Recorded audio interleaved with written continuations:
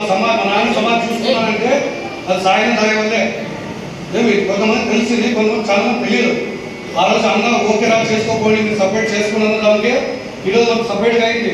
ఏ రాజకీయ నాయకుడు సపోర్ట్ చేద్దాం. మాకు చిన్నప్పుడు ఇంట్లో ఉన్నాం, శ్మశానికి పోతాము, రేపు చేసుకుందామంటే ఒక్కరికి వస్తారు. కానీ ఏ నాలుగు చేసింది లేదు. ఒక్క మాట అడగడం, ఎవరు 10 మందికి అడగలేదు. ఒక్కడే అడిగినా అన్న ఇట్లా శ్మశానం మాకు సపరేట్గా కులాలు కావాలి అంటే మీకేం అంటూ ఫస్ట్ మీరు చేసుకోకపోవడం ఒక్క మాట చెప్పాడు. కానీ మా శివుని తెలిసి మర్చిపోయాడు. బోలా చేయడం సాయం అడుగు. దయచేసి అన్న ఇది ఒక్క కోరిక, ఈ కర్మ మాకు ముగిసిపోవాలా. సిరుగుంపల కన్నీ కాకుండా మా కన్నడ సర్కలం పడకపోవాలా. అదొకటి చిరుకాలు కోరిక కదా. అంతే కదా. అందరికీ నాకు ధన్యవాదాలు. ఎందుకంటే ఇప్పుడుండే పరిస్థితుల్లో వాళ్ళ 3 జెండాలతో వస్తూ ఉన్నారు, మన పార్టీ 1 జెండాతో ముందుకు పోతా ఉంది. ఏదన్నా జగన్మోహన్ రెడ్డి ఏమంటారంటే నేను చేసింటేనే నాకు ఓటేయండి అంటారు. తమ్ముడు నా మగాడు కాబట్టి ఆ మొదలుగా మాట్లాడుతూ ఉన్నాను. 14 ఏళ్ళు పరిపాలించిన చంద్రబాబు నాయుడు ఎప్పుడు కూడా ఏది కూడా ఒక స్కీమ్ ఉంటుంది స్కీమ్ చేయలేదు. 10 ఏళ్ళు కలిసినప్పుడు తర్వాత 5 ఏళ్ళు విడిపోయిన తర్వాత ఆలోచిస్తే కూడా మీరంతా కూడా ఆలోచన చేసినా ఏ విధంగా కూడా ఒక స్కీమ్ గుర్తుండే చేయలేదు.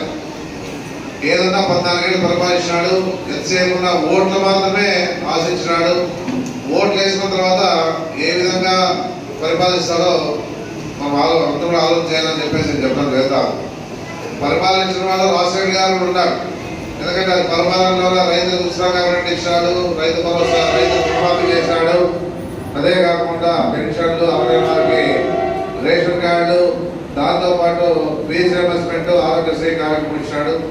ఇది ప్రతి వారం గుండెలో పెట్టుకున్న పరిస్థితి రాజశేఖర్ గారు. ఎందుకంటే ఇప్పుడు గుర్తుండే పనులు చేసినాడు. లేదన్నా ఇప్పుడుండే పరిస్థితుల్లో జగన్మోహన్ రెడ్డి కూడా అదే తరాల్లోనే ఒక ముందుకేసి అమ్మఒడి కార్యక్రమం పెడతా ఉన్నాడు.